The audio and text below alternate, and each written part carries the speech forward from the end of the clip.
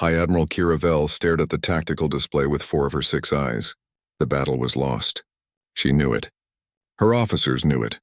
Even the youngest soldier on her dying flagship knew it. The Vorgath Imperium had them surrounded with twice as many ships, and coalition forces were burning in the cold darkness of space. "Admiral, the left wing is breaking apart," her tactical officer said. His insect wings trembled with fear. "We have maybe 2 hours before they destroy us all." Kira touched the ancient data pad on her command chair. It was old, so old that nobody remembered who made it. The Council had forbidden her from using it. They said it was foolish to believe in myths, but foolish or not, she was out of options. "Activate the beacon," she ordered. Her officers looked at her like she had lost her mind. Perhaps she had. The beacon was supposed to call humans, but humans were extinct. Everyone knew that. They were just old stories told to young soldiers. Tales of a species so tough they came from a death world and conquered the stars. Nothing more than legends. The beacon activated. A pulse of ancient energy shot into space, carrying a message older than the coalition itself. Then nothing. Kira closed her eyes. She had hoped for a miracle, but miracles did not exist in war. 15 minutes later, every sensor on every ship screamed at once. "Admiral," the sensor operator shouted. "Slipstream breach!" Multiple contacts emerging right on top of our position. Space tore open. Ships emerged, unlike anything the coalition had seen in 200 years of war. They were sleek and dark, covered in weapons that hummed with barely controlled power. 20 vessels, each one radiating danger like a wild animal. The lead ship was massive. It sat in space like a predator watching prey. Then a transmission came through, speaking the coalition trade language with a strange accent nobody had heard in centuries. "This is Commander Tay Quan of the human vessel Indomitable Will. We heard you needed help."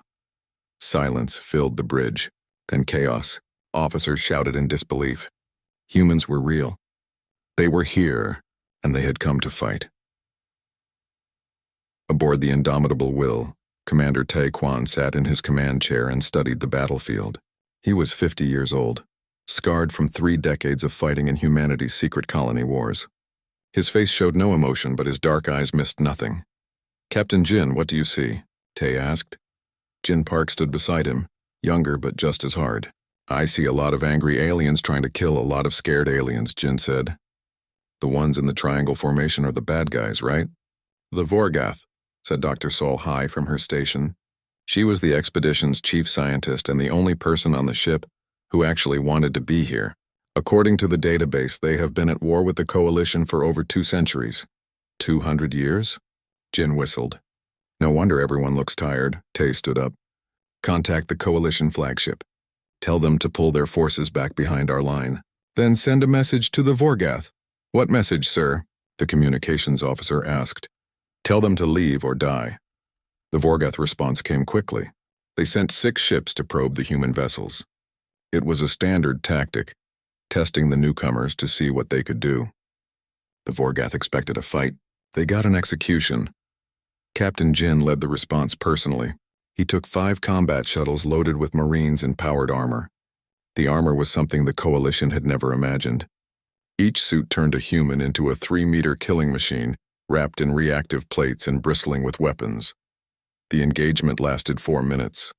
The humans did not try to destroy the Vorgath ships. Instead, they disabled the weapons and engines with surgical precision. Then Jin's Marines boarded each vessel. The Vorgath were tough warriors, but they had never fought humans before. They had never fought anything that moved so fast, hit so hard, and showed absolutely no fear. When it was over, the Vorgath crews were locked in their own cargo holds. Jin planted charges on each ship's reactor. Then he evacuated everyone to the coalition fleet and triggered the explosives. 6 Vorgath ships turned into expanding clouds of debris, but Jin left the crews alive. He loaded them onto a single escape shuttle and sent them back to the Vorgath fleet with a recorded message from Commander Tay. "We are humans," Tay said in the recording. "We have no interest in your war, but we will protect those who ask for our help. Leave this system within 6 hours. If you stay, we will treat every ship here the way we treated these 6. This is your only warning." Aboard Admiral Kira's damaged flagship, the coalition officers could not believe what they had witnessed. One of her commanders, a tall thaler made of living crystals, spoke what everyone was thinking. "They are real. Humans are actually real." Kira opened a channel to the Indomitable Will. Commander Tay, I am High Admiral Kira Vell of the Coalition Defense Fleet. We thank you for responding to our beacon. We did not truly believe anyone would come. Tay's face appeared on her screen. He looked tired and sad, like someone who had seen too much death. But his voice was steady. Admiral, we monitored your distress signals for 3 days before deciding to intervene. My government does not know we are here. They want humanity to stay hidden, but I am tired of hiding while people die. Why would humans hide? Kira asked. Because 300 years ago your people made sure nobody could find us, Tay said. But that is a conversation for later. Right now, tell me about your enemy. While Kira briefed Tay on 2 centuries of war, Dr. Sol Hai worked in her laboratory studying the Coalition's databases. What she found made her blood run cold. The Coalition had encountered humans long ago. They had traded with them, learned from them, even feared them a little. Then the Coalition's leaders made a choice. They erased all records of human space from their public archives and made sure nobody could accidentally find Earth. They had been afraid. Afraid that humans were too aggressive, too unpredictable, too dangerous. So they hid humanity away and hoped everyone would forget. And for 300 years it worked. Until now. Sol did not tell Commander Tay what she discovered. Not yet. There were bigger problems to handle first. The Vorgath did not leave. Their commander was named Crosstech, and he was not a coward. More importantly, he was a scholar of military history. He had spent decades studying the old stories about humans. He knew their tactics, their weapons, their way of thinking. The other Vorgath leaders thought humans were myths. Crosstech knew better, and now he had a chance to prove himself by defeating them. Send word to the Imperium, Crosstech ordered his officers. Tell them the humans have returned. Tell them I need the entire war fleet here within 10 days. We will crush this myth once and for all. His second-in-command hesitated. The entire fleet? That is over 3,000 ships. Surely we do not need— You do not understand, Crosstech interrupted. Humans do not fight like we do. They do not follow the rules. They do not care about honor or tradition. They fight to win, and they will do anything to achieve it. We need overwhelming force or we will lose. On the indomitable will, Commander Tay received updates from his sensor operators. The Vorgath fleet was not retreating. In fact, they were reinforcing their position and sending long-range transmissions. They are calling for help, Jin said. This is about to get much worse, Tay nodded slowly. Then we need help too. Prepare a transmission to Earth. Maximum encryption. Tell them we need the home fleet. The government will refuse, Dr. Sol said. They will order us to retreat. I know, Tay replied. But I am going to ask anyway. Because if we run now, the Coalition dies, and I am tired of watching good people die alone. That night, while both fleets prepared for war, something unexpected happened. A young Coalition pilot requested permission to dock with the indomitable Will. Her name was Ree Moon, though that was not her birth name. She had taken a human name after reading old stories about them as a child. She was human. Somehow, against all odds, a human had been living among the Coalition for years and nobody knew. When she heard about the beacon's activation, she knew she had to reveal herself. Commander Tay met her in the docking bay. Ree was young, maybe 25, with the fierce eyes of a born fighter. She saluted awkwardly, as if she had only seen humans do it in old videos. Sir, I request permission to join your forces, she said. I have been a Coalition pilot for 3 years. I can help you understand them, and I want to fight beside my own people. Tay studied her for a long moment. Then he smiled, something he rarely did. Welcome home, Lieutenant Ree. I think you are going to be very important to what happens next. And somewhere in the cold space between the Coalition fleet and the Vorgath armada, both sides prepared for a war that would determine the fate of the galaxy. The humans had revealed themselves. The myth was now reality. And reality, as everyone was about to learn, was far more dangerous than any legend. The first joint meeting between human and Coalition officers was a disaster. Not because anyone fought, but because nobody knew how to talk to each other. The Koresh officers kept clicking their mandibles in a way that humans found disturbing. The humans kept making jokes that nobody else understood. The Thaler spoke too slowly and the humans spoke too fast. After 2 hours, Commander Tay called a break. This is going well, Captain Jin said sarcastically, dropping into a chair in the human ready room. Dr. Sol Hai shook her head. We need more time. These species have been fighting together for generations. We just showed up yesterday. We do not have time, Tay reminded them. The Vorgath reinforcements will be here in 9 days. We need to work together or we all die. Lieutenant Remoon entered the room carrying food containers. She had spent the morning in the Coalition mess hall and brought back samples. Try this, she said, offering a blue paste to Jin. The Selvar make it from algae. It tastes like ocean. Jin made a face but tried it anyway. Not bad. Weird but not bad, Ree smiled. Food is how I learned to understand them. You cannot hate someone while you are sharing a meal with them. She looked at Commander Tay. Sir, let me organize a cultural exchange night. Nothing formal. Just food, music, stories. Let everyone be people instead of soldiers for a few hours. Tay considered this. Do it, but keep security tight. We still do not know if we can trust everyone. That evening, the hangar bay of the Indomitable Will was transformed. Human crew members set up tables with food from a dozen worlds. The Coalition brought their own dishes. Music played, strange and beautiful. Humans brought guitars and drums. The Selvar brought instruments that made sounds like flowing water. The Koresh performed a traditional war dance that was surprisingly graceful. Captain Jin found himself sitting with a group of Koresh warriors. They were fascinated by his combat armor and kept asking questions about human tactics. Jin demonstrated how the armor's joints worked, and one of the Koresh tried it on. The armor was too small, but the warrior's forearms fit better than expected. You fight up close, the Koresh warrior observed.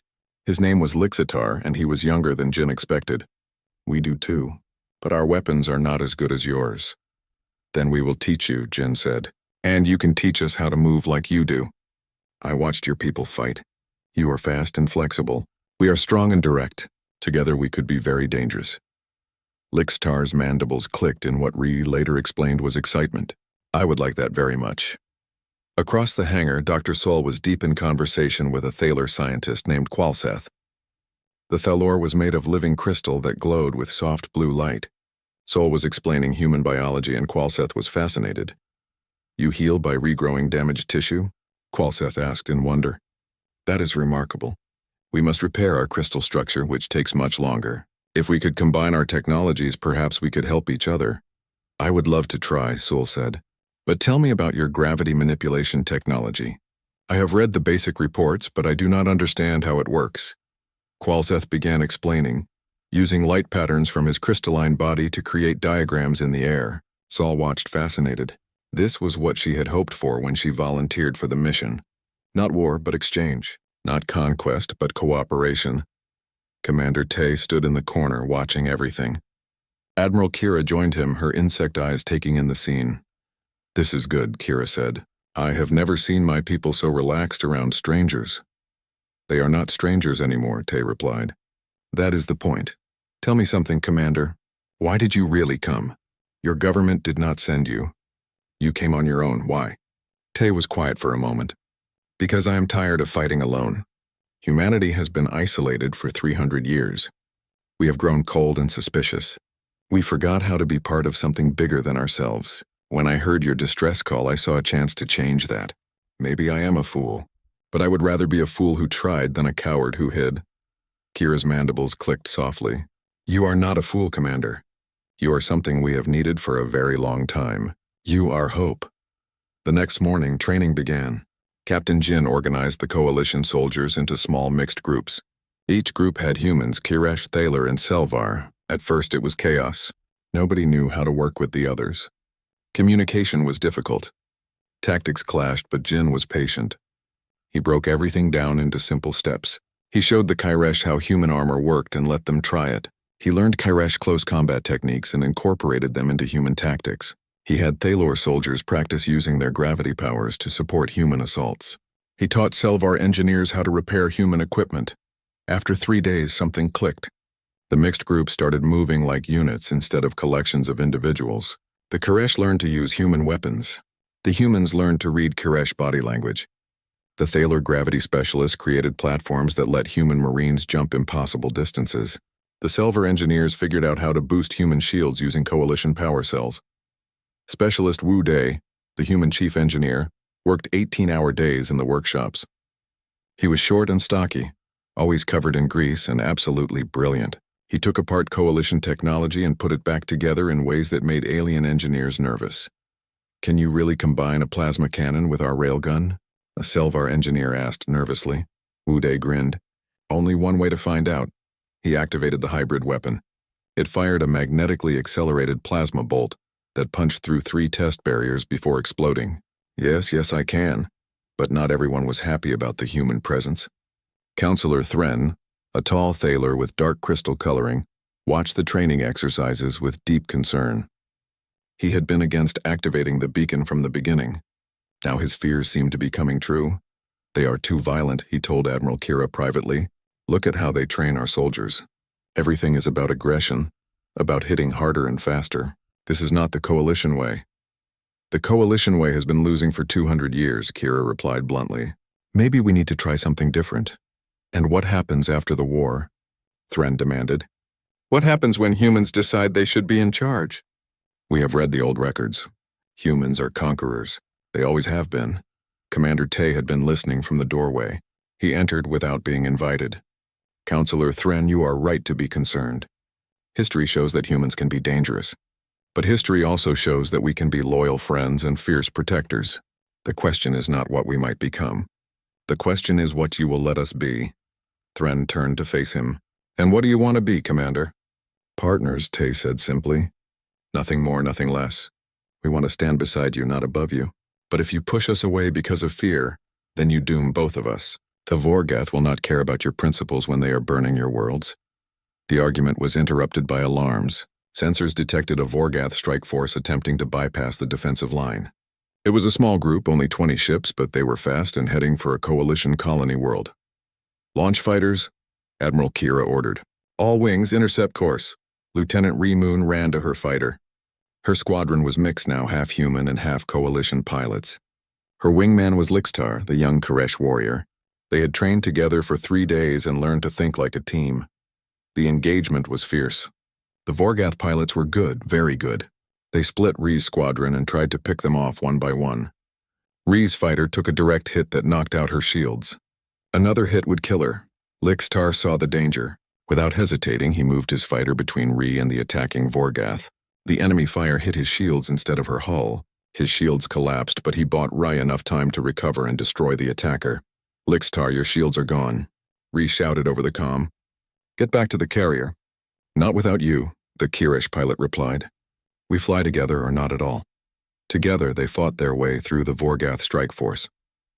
Other mixed squadrons joined them. Humans flew beside Karish. Thalor support ships boosted everyone's power. Selvar sensor platforms gave them perfect targeting data. What should have been a desperate battle turned into a coordinated victory. When they returned to the carrier, Ree and Lixtar climbed out of their fighters and just looked at each other. Then Lixtar did something that shocked all the watching Kirish. He reached out with one of his forearms and touched Ree's hand. You are my sister now, he said simply. In battle, we are one. Ree felt tears in her eyes. In battle, we are one, she repeated. That night, Commander Tay received troubling intelligence from Dr. Sol. She had finally finished analyzing the ancient Coalition records. What she discovered was worse than anyone expected. The Coalition did not just hide humanity, Sewell explained to Tay, Jin, and Admiral Kira in private. They actively erased all navigation data leading to human space. They spread rumors that humans were extinct or mythical. They did this because they feared us. And here's the worst part. The Vorgath Imperium exists because of that choice. What do you mean? Kira asked. The Vorgath started their expansion trying to find human territory, Sewell said. They believed humans held powerful technology and wanted to claim it. They came like a storm. 3,000 Vorgath warships dropped out of slipstream in perfect formation, filling the space around the nexus point with deadly intent. On every Coalition ship, alarms screamed. On every human vessel, crews rushed to battle stations. This was the moment everyone had feared. Supreme Warlord Crosstech stood on the bridge of his flagship, the Eternal Conquest. He was massive, even for a Vorgath with armor plates that bore the scars of 100 battles. His 4 eyes studied the tactical display with cold intelligence. There, he said, pointing at the human ships. 20 vessels against 3,000. They must think we are fools. My lord, his second officer said carefully. The humans destroyed 6 of our ships in 4 minutes during the last encounter. Perhaps we should be cautious. Crosstech laughed, a sound like rocks grinding together. I have studied humans for decades. I know their tactics, their weapons, their psychology. They are aggressive and unpredictable, yes, but they are not invincible. Today I will prove that. On the indomitable will, Commander Tay watched the Vorgath fleet with grim recognition. This was not a raiding force or a probing attack. This was an execution formation. Crosstech meant to crush them completely. Specialist Ha Young, status on the command network? Tay asked. Ha Young was a quiet woman who rarely spoke unless necessary, but her fingers moved across her console with absolute confidence. Network is stable, Commander. All ships are linked. Human, Kirash, Thalor, Selvar. When you give an order, everyone will hear it instantly. No delays, no confusion. Good, Tay said. He opened a channel to the entire fleet. All ships, this is Commander Tay. In a few minutes, the Vorgath will attack. They have numbers. They have experience. But we have something they do not have. We have each other. Humans, Coalition, we are one fleet now. Fight for your brothers and sisters beside you. Fight for the person in the next ship. We will survive this together or not at all. Stand ready. The Vorgath attacked in waves, just as Captain Jin had predicted. They sent drone swarms first. Thousands of small craft designed to overwhelm point defenses. Behind the drones came assault cruisers. Behind the cruisers came the heavy battleships. It was textbook human aggressive tactics. Crosstech was using humanity's own strategy against them. He studied us well, Jin observed. This is not how the Vorgath normally fight. Then we do not fight like humans, Tay said. He opened the command channel. All human vessels fall back to secondary positions. Koresh assault wings take the lead. Thalor gravity ships create anchor points. Selvar sensor platforms full scan mode. We fight coalition style now. The fleet reorganized in seconds. The Kairesh ships, built for close combat and fast maneuvers, surged forward. They did not charge blindly like humans would. Instead, they moved in coordinated patterns, using the Thalor gravity wells as reference points. The Selvar sensors gave them perfect information about enemy positions. Human ships provided fire support from deeper positions. It was not the human way of war. It was slower, more cautious, more defensive, but it was what the Vorgath did not expect. Crosstech watched in confusion as his first wave hit nothing but empty space where human ships should have been.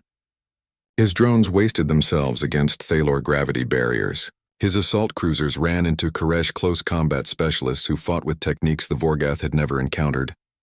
They are not fighting like humans, Crosstech said slowly. They are fighting like the Coalition.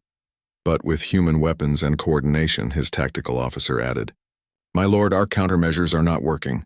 Crosstech's mandibles clicked in anger. Send the second wave. And the third. Overwhelm them with numbers. They cannot adapt to everything at once.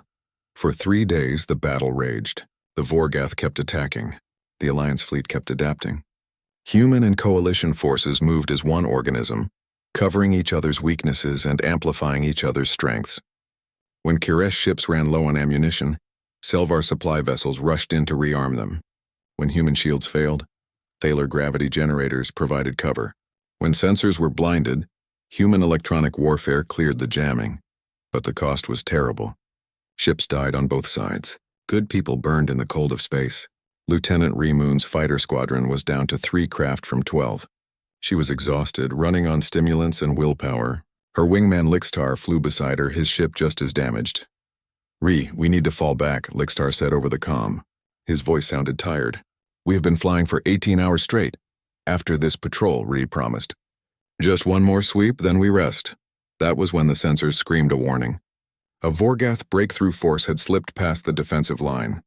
50 ships heading straight for the command carriers where Admiral Kira and Commander Tay coordinated the fleet.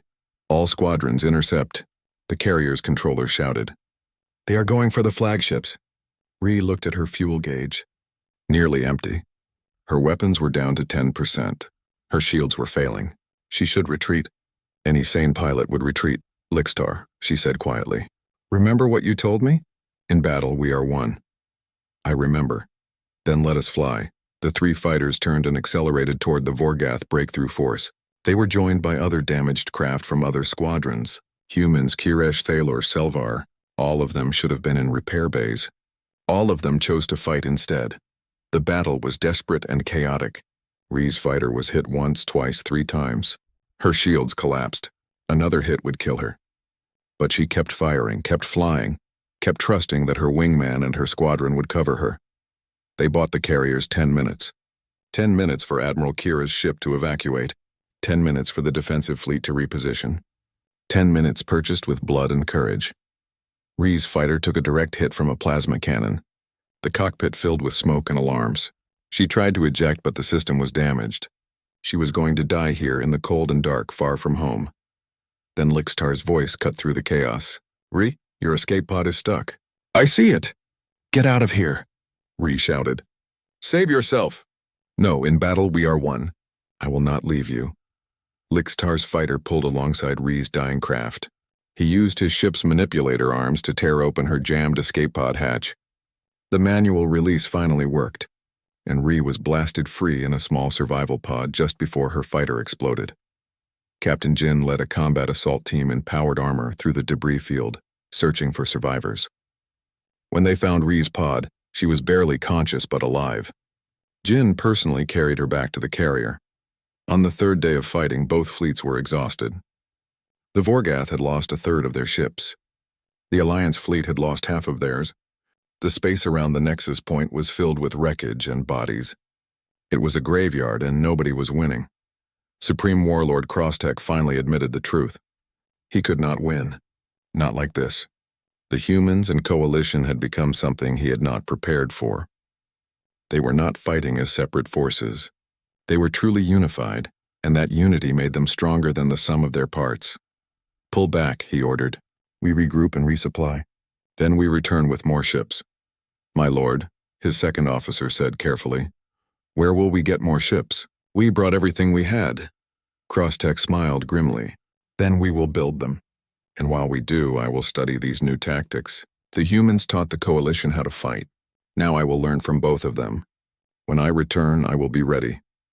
Before withdrawing, Crosstech sent a message to Commander Tay. "You fight well for a myth, human. But myths can die. I will return with more ships and more warriors. I will study everything you have done here, and when I come back, I will bury your legend in the cold of space." Tay listened to the message with Admiral Kira beside him. When it ended, she looked at him with worried eyes. "He is right, you know. We cannot survive another attack of this size. We barely survived this one."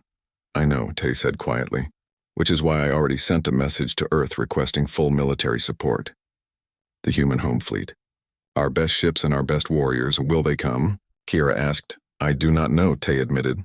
"Humanity has been isolated for 300 years.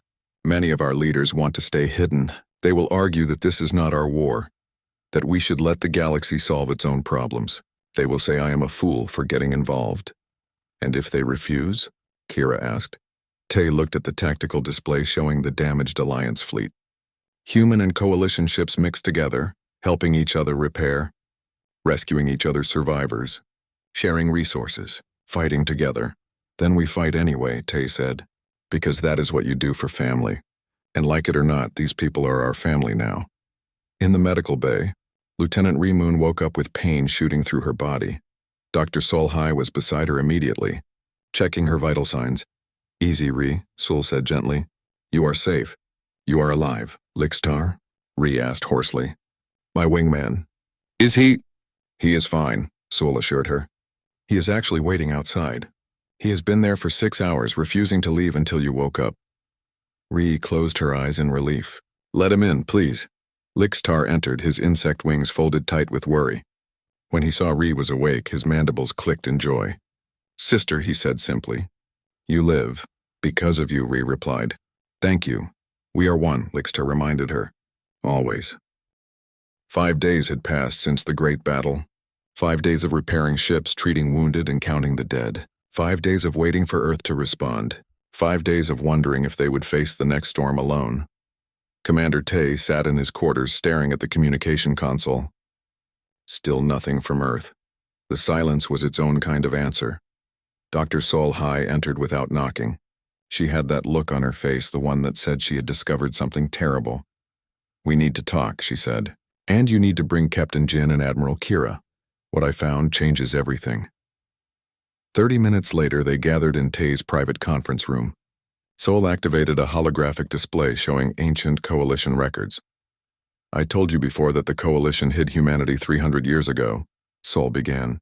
"But I did not tell you why, because I did not fully understand it myself. Now I do. And it is worse than we thought. She pulled up navigation charts. The Coalition encountered humans during their early expansion period. We were friendly. We traded technology and knowledge. But the Coalition leaders became afraid. They saw how aggressive humans were, how quickly we adapted, how we turned everything into a weapon. So they made a decision. They erased us from the star charts, Tay said flatly. More than that, Sul continued. They spread false information. They told everyone that humans had destroyed ourselves in a war. They created fake records showing that Earth was contaminated and uninhabitable. They made sure nobody would ever come looking for us. Admiral Kira's mandibles trembled. But why? If you were friendly, why would they do this? Because they were afraid, Sul said simply. And here is the worst part. The Vorgath Imperium exists because of that choice. The Vorgath were a small military power 3 centuries ago. They became interested in finding humanity because they heard rumors of advanced human weapons. When they could not find us, they started conquering everything else, hoping to discover clues. The Coalition's fear of humans led directly to the war that has killed billions. The silence in the room was heavy. Jin spoke first, his voice tight with anger. So this entire war is the Coalition's fault. They tried to hide us, and instead they created a monster. My ancestors made a terrible mistake, Kira said quietly. I cannot change that. But I can offer my deepest apologies on behalf of my people. Your apologies mean nothing to the dead, Jin snapped. We should leave. Let them fix their own mess. No, Tay said firmly. We stay. Jin turned to him in disbelief. Commander, they erased us from history. They are responsible for hundreds of years of war. The people who made that choice are dead, Tay replied. The people fighting out there now had nothing to do with it. Lixtar did not hide humanity. The young Selvar engineer working on our ships did not hide humanity. Lieutenant Ree did not hide humanity. They are just people trying to survive. If we abandon them because of something their ancestors did, then we become exactly what those ancient leaders feared we were. He is right, Sul said. We can choose to be bitter or we can choose to be better. Jin stood up and paced the room. Finally, he stopped and looked at Admiral Kira. Do your people know about this? About what their ancestors did? No, Kira admitted. It was hidden in classified archives. Only a few council members would have access. Then they need to know, Jin said. All of them. Every Coalition citizen. If we are going to fight beside them, they need to understand the truth. Kira looked terrified. If I reveal this, it will destroy the Coalition. The government will fall. There will be chaos. Good, Tay said. Because that government was built on lies. Something better can rise from the ashes. But only if you have the courage to tell the truth. That evening, Admiral Kira stood before the entire Coalition and broadcast a message to every ship, every world, every citizen. With her voice shaking, she revealed the truth. She told them about the ancient choice to hide humanity. She told them about the lies and the manipulation. She told them that the Vorgath War existed partly because of Coalition fear. And then she did something incredible. She apologized. Not just to humans, but to everyone who had died in the war. To every family who had lost loved ones. To every world that had burned. We made a terrible mistake, she said. And we have paid for it with centuries of blood. But the humans are here now.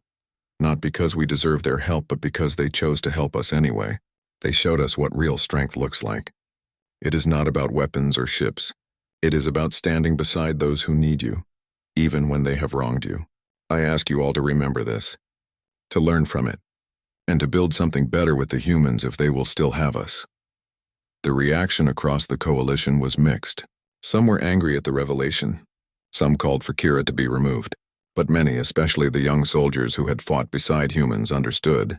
Lieutenant Ree's friend Lixtar broadcast his own message supporting Kira and the humans. The humans saved my life, Lixtar said. They fought beside us when they did not have to. They bled for us. They died for us. I do not care what happened 300 years ago.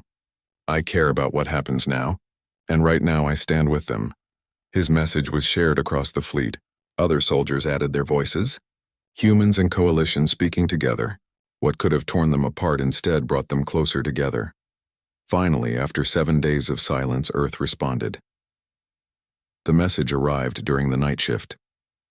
Commander Tay was asleep when his second officer woke him. Sir, you need to see this. It is from Admiral Sung Bo.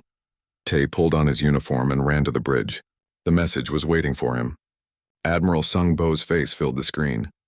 He looked older than Tay remembered, but there was fire in his eyes.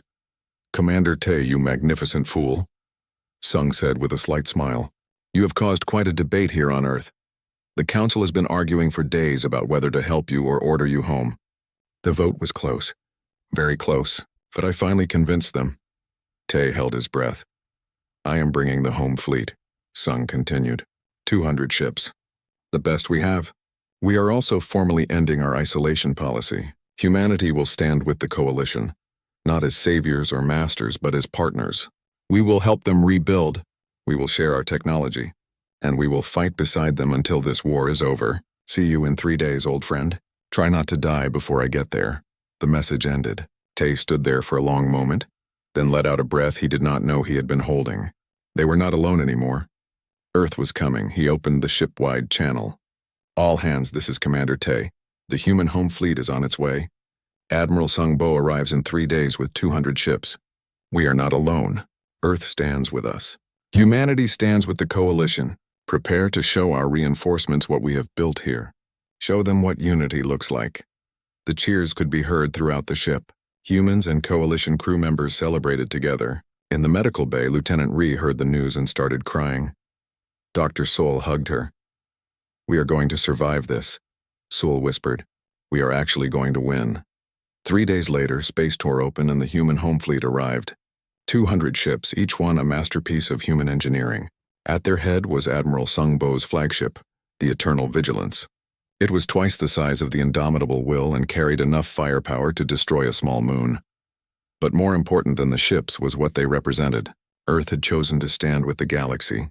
Humanity was no longer hiding. They were here, and they were committed. Admiral Sung transferred to the Indomitable Will to meet with Commander Tay face to face. The two old friends embraced. "You look terrible," Sung said with a smile. "I have been fighting a war," Tay replied. "Not anymore," Sung said. "Now we fight it together. Show me what you have built here. I heard rumors that you actually got humans and aliens working side by side. I had to see it to believe it." Tay led Sung through the ship. They visited the workshops where specialist Wu Dai and Selvar engineers were combining technologies. They watched training exercises where Kiresh warriors practiced with human weapons. They met Lieutenant Ree and her wingman Lixtar, who demonstrated their fighter coordination. "This is incredible," Sung said quietly. "You did not just save them, Tay. You created something new, something the galaxy has never seen before." "We all created it," Tay corrected. "Human and coalition together. That is the only way it works." That evening, Admiral Sung met with the Coalition Council. He brought a formal proposal from Earth. Humanity would join the coalition as equal partners. They would share technology, resources, and military support. In return, the coalition would acknowledge the historical injustice and work to build genuine partnerships between all species. "We are not here to rule you," Sung told them.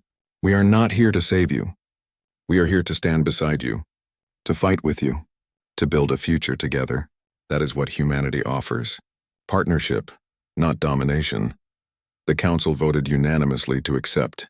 For the first time in 300 years, humanity was officially part of the galactic community. But there was no time to celebrate. Sensors detected a massive slipstream breach.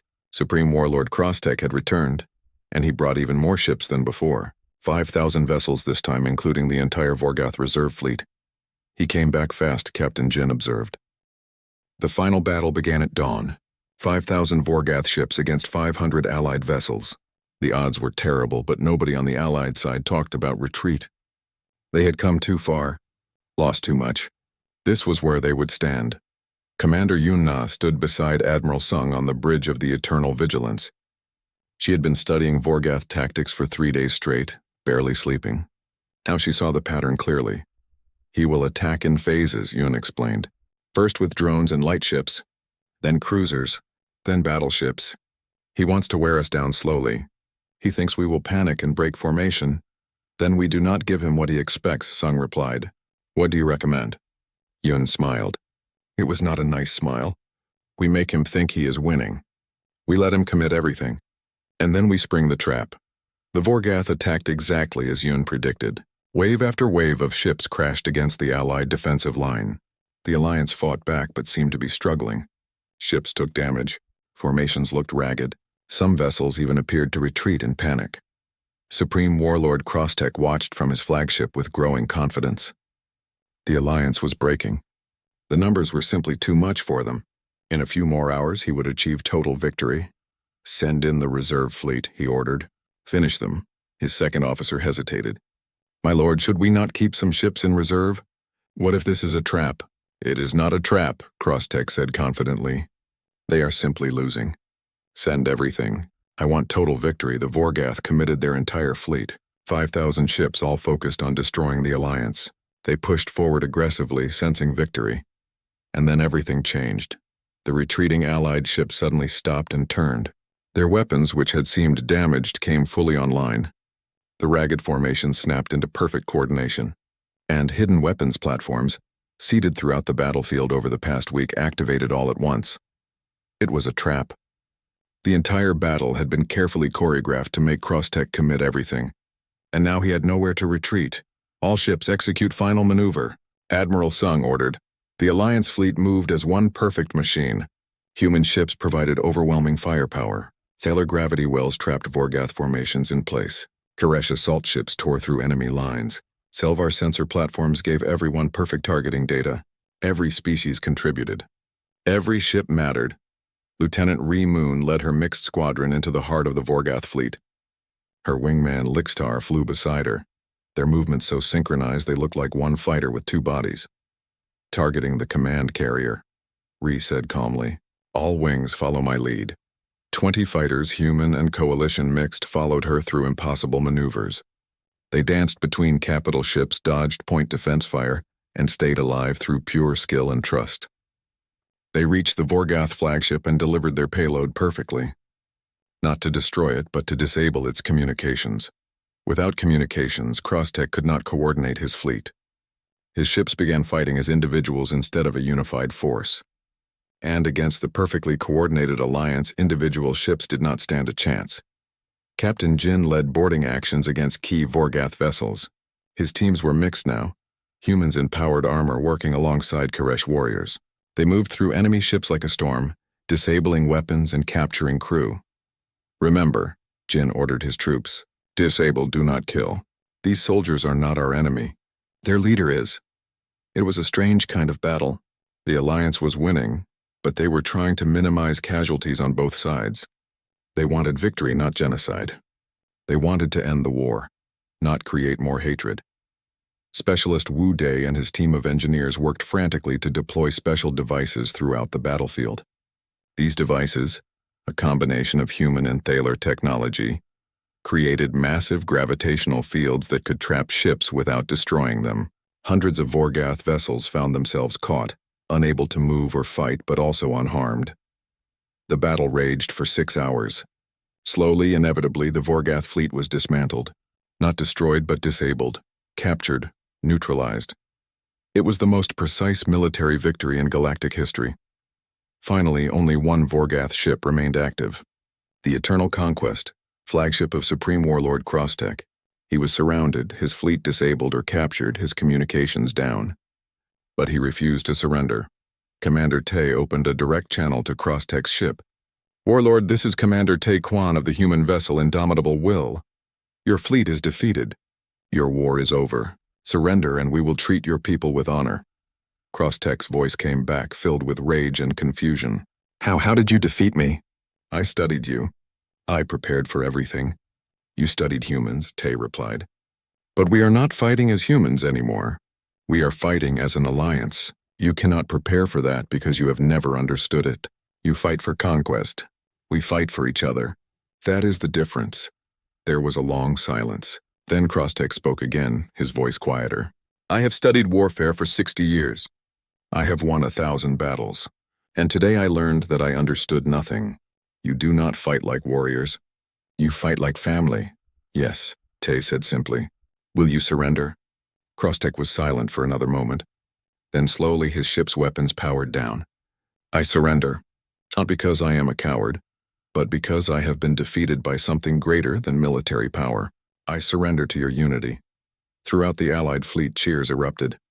They had won. After 200 years of war, after countless deaths and destroyed worlds, they had finally won. But Dr. Solhai was not celebrating. She was thinking about what came next. She contacted Commander Tay privately. We need to talk about the peace terms. This is our chance to build something better than what existed before. That evening, representatives from all sides met aboard a neutral station. Commander Tay, Admiral Sung, Admiral Kira, Dr. Sol, and even Supreme Warlord Krostek. The Vorgath leader was in chains, but he was treated with respect. We could execute you, Admiral Kira said to Krostek. By the laws of war, you deserve death for the worlds you have destroyed. Krostek met her eyes steadily. I know I accept my fate, but we are not going to execute you, Dr. Sol said, because killing you would just create another cycle of revenge. Instead, we offer the Vorgath Imperium a choice. Join the galaxy as equal partners. End the conquest. Help us rebuild what was destroyed, or face isolation and eventual collapse. Krostek looked at her in disbelief. You would accept us? After everything we have done? The Coalition accepted humans after learning about the historical injustice, Commander Tay said. We can accept the Vorgath if they truly commit to peace. But understand this. If you betray us, if you return to conquest, we will not be merciful a second time. Krostek sat in silence for a long time. Finally, he spoke. I need to consult with my people. But if they agree, I personally will support this peace. I have learned something today. Unity is stronger than conquest. I would like to learn more about this unity. Over the next 3 months, the peace agreement was negotiated. It was called the Nexus Accords, named for the place where everything changed. The coalition was reformed as the Galactic Alliance with humanity, the Vorgath, and all other species as equal members. War crimes were acknowledged. Reparations were planned. Refugees were given new homes. Broken worlds received aid to rebuild. It was not perfect. There were arguments and setbacks. Some coalition worlds refused to accept Vorgath immigrants. Some Vorgath refused to give up their weapons. But slowly, carefully, peace took root. Commander Tay retired from active military service. He became humanity's first ambassador to the Galactic Alliance. His job was to help different species understand each other, to prevent misunderstandings from becoming conflicts. It was harder than commanding a warship, but he found it more rewarding. Dr. Solhai established the first multi-species research institute. Scientists from every species worked together, combining their knowledge to solve problems that had seemed impossible. Medical technology, agricultural systems, energy production, everything improved when different minds worked together. Captain Jin became the commandant of the Alliance Military Academy. He trained the next generation of officers, teaching them that strength came not from weapons but from trust. His students were human: Kiresh, Thalor, Selvar, and even Vorgath. They learned to fight together, to think together, to be stronger together. Lieutenant Remoon was promoted to commander and given command of the Alliance 1st Fighter Wing.